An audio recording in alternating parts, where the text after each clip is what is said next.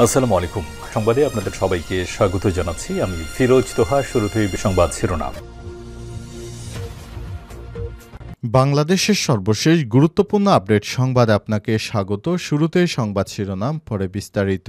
শুরুতেই জানাবো, বাংলাদেশ ভৌগোলিকভাবেই বাংলাদেশের ভবিষ্যৎ অনেক উজ্জ্বল বলে মন্তব্য করেছেন প্রধান উপদেষ্টা।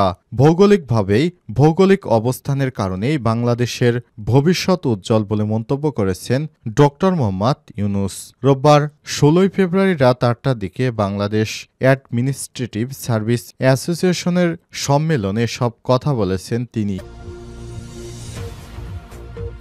এরপর জানাবো, অপারেশন ডেভিল হান্ট একদিনে আরও ১১৪০ জন গ্রেপ্তার।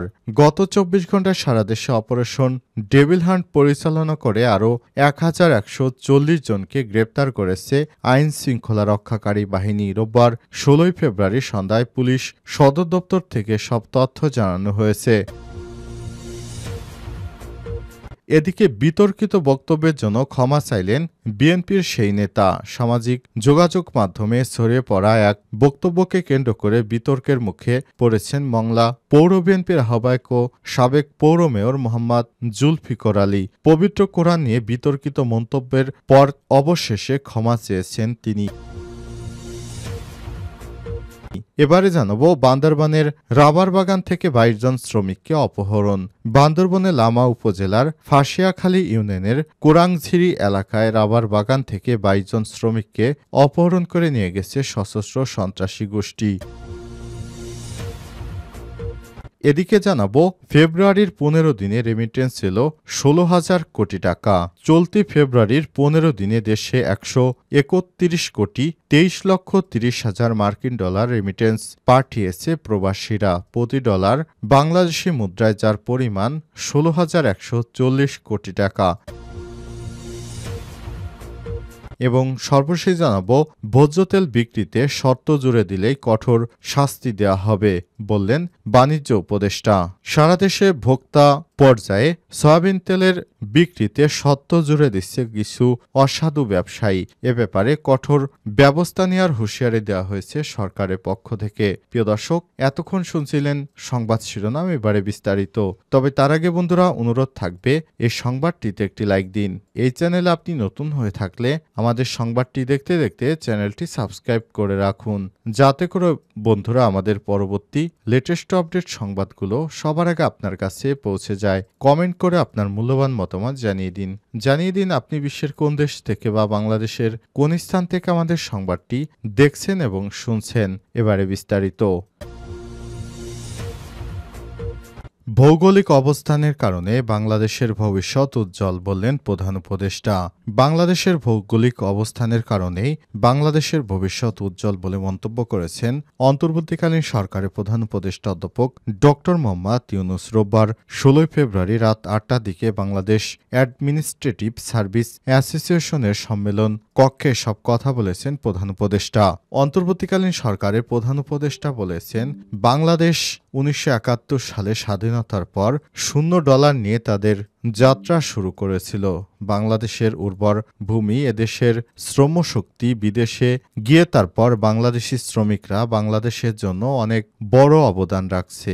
এভাবেই তারা বাংলাদেশকে এগিয়ে নিয়ে এসেছে। এরপর ভৌগোলিক কারণে বাংলাদেশের আবহাওয়া এবং বাংলাদেশের প্রাকৃতিক সম্পদে ভরপুর। এ কারণে বাংলাদেশ বিশ্বের বুকে এখনো ভালো অবস্থানে দাঁড়িয়ে আছে। তা না হলে বিগত দিনে স্বৈরাচাররা যেভাবে বাংলাদেশ থেকে বিদেশে কোটি কোটি ডলার পাচার করেছে, বাংলাদেশ দেউলিয়া হয়ে যেত। আল্লাহর অশেষ রহমত যে আমাদের আরএমজি সেকশন এবং প্রবাসী রেমিটেন্সের কারণে বাংলাদেশ এখনো বেঁচে আছে। প্রবাসীরা এবং আরএমজি সেক্টর বাংলাদেশের মেরুদণ্ড। এই দুটি সেক্টরের কারণে এখনো বাংলাদেশ টিকে আছে এবং বাংলাদেশের উর্বর ভূমি এবং এদেশের মানব সম্পদের কারণে বাংলাদেশ ভৌগোলিক কারণে এতটা ভালো অবস্থানে রয়েছে বলেও মন্তব্য করেছেন অন্তর্বর্তীকালীন সরকারের প্রধান উপদেষ্টা অধ্যাপক doctor Mohammad Yunus. Operation devil হান্টে একদিনে আরও ১১৪০ জন গ্রেপ্তার। গত ২৪ ঘণ্টায় সারা দেশে অপারেশন ডেভিল হান্টে ১১৪০ জনকে গ্রেপ্তার করা হয়েছে। পুলিশ হেডকোয়ার্টার্স জানায়, গত একদিনে অপারেশন ডেভিল হান্টে ৩৮৯ জন এবং অন্যান্য মামলা ও ওয়ারেন্টভুক্ত ৭৫১ জন সহ মোট ১১৪০ জনকে গ্রেপ্তার করার পাশাপাশি এই সময়ে একটি দেশীয় পাইপগান ও একটি দেশীয় তৈরি কুড়াল জব্দ করা হয়েছে। গত ৭ই ফেব্রুয়ারি গাজীপুরে শিক্ষার্থীদের উপর হামলার ঘটনার প্রতিবাদে সারা দেশে অপারেশন ডেভিল হান্ট পরিচালনার সিদ্ধান্ত নেয় অন্তর্বর্তীকালীন সরকার। এরই ধারাবাহিকতায় সরকারের স্বরাষ্ট্র উপদেষ্টার নির্দেশে সারা দেশে অপারেশন চালাচ্ছে যৌথ বাহিনী। এই অপারেশনে সারা দেশে চাঁদাবাজ, সন্ত্রাসী এবং আওয়ামী লীগের সুবিধাভোগী যারা দেশে অরাজকতা তৈরির চেষ্টা করছে তাদেরকে গ্রেপ্তার করা হচ্ছে বলে জানিয়েছে যৌথ বাহিনীর সদস্যরা। তারা এ পর্যন্ত প্রায় ৫,০০০ জনকে গ্রেপ্তার করল যৌথ বাহিনীর সদস্যরা। যৌথ বাহিনীর সদস্যরা জানাচ্ছে, যতক্ষণ পর্যন্ত ডেভিল শেষ না হবে ততক্ষণ পর্যন্ত তাদের এই অপারেশন চলমান থাকবে। অপারেশন ডেভিল হান্ট পরিচালনার মাধ্যমে সারা দেশ থেকে এই ডেভিলদের ধরা হচ্ছে, এদেরকে কারাগারে পাঠানো হচ্ছে এবং যতক্ষণ পর্যন্ত সারা দেশে এই সাঁড়াশি অভিযান শেষ না হচ্ছে ততদিন পর্যন্ত সেনাবাহিনীর সদস্যরা মাঠে থাকবে এবং বেসরকারি প্রশাসনকে সহায়তা করবে বলেও জানা গেছে।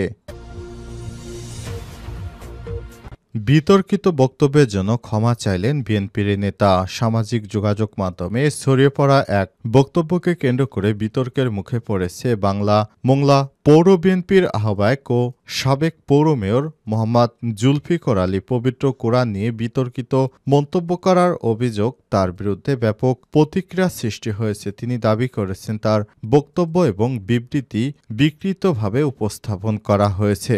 রোববার ১৬ ফেব্রুয়ারি দুপুরে সদরের মাদ্রাসা রোডস্থ তার নিজ বাড়িতে আয়োজিত সংবাদ সম্মেলনে জুলফিকর আলী বলেন, আমি একজন ধর্মপ্রাণ মুসলমান। মহান আল্লাহর অশেষ রহমতে একাধিকবার হজ পালন করার সৌভাগ্য হয়েছে। আমার একটি বক্তব্যকে অনেকেই বিকৃত করে প্রকাশ করার কারণে আমার এলাকার মধ্যে সমস্যার সৃষ্টি হয়েছে। নিজের বক্তব্য প্রসঙ্গে তিনি বলেছেন, গত ১৫ই ফেব্রুয়ারি বিএনপির এক জনসভায় সভাপতির দায়িত্ব পালনকালে অনিচ্ছাকৃতভাবে একটি অনাকাঙ্ক্ষিত মন্তব্য করেছে। আমি বলেছিলাম, রাজনৈতিক কতিপয় ব্যক্তি পবিত্র কোরআন নিয়ে ভাওতাবাজি করে। এটি বলা আমার ভুল হয়েছে, যার জন্য আমি আন্তরিকভাবে দুঃখিত এবং অনুতপ্ত। উল্লেখ্য, গত সেদিন তিনি কোরআন নিয়ে একটি বিকৃত মন্তব্য করেন। এরপরই সারা দেশের জনগণ ফুঁসে ওঠে। এর পরিপ্রেক্ষিতে বিএনপির এই নেতা অবশেষে ক্ষমা চাইতে বাধ্য হল। বান্দরবনের রাবার বাগান থেকে ২২ জন শ্রমিককে অপহরণ। বান্দরবনের লামা উপজেলার ফাঁসিয়াখালী ইউনিয়নের কোরাংঝিরি এলাকায় রাবার বাগান থেকে ২২ জন শ্রমিককে অপহরণ করে নিয়ে গেছে সশস্ত্র সন্ত্রাসীরা। পুলিশ ও এলাকাবাসীদের দেয়া তথ্য থেকে জানা গেছে, ১৬ ফেব্রুয়ারি দিবাগত রাত ১:৩০টার দিকে বান্দরবনের লামা উপজেলার ফাঁসিয়াখালী ইউনিয়নের কোরাংঝিরির রাবার বাগানের শ্রমিক শেডে অবস্থানরত ২২ জন শ্রমিককে অপহরণ করে নিয়ে গেছে সশস্ত্র সন্ত্রাসীর একটি দল। এদিকে অপহরণের সংবাদ পাওয়া মাত্রই অপহরণকৃতদের উদ্ধারে কাজ শুরু করেছে যৌথ বাহিনীর সদস্যরা।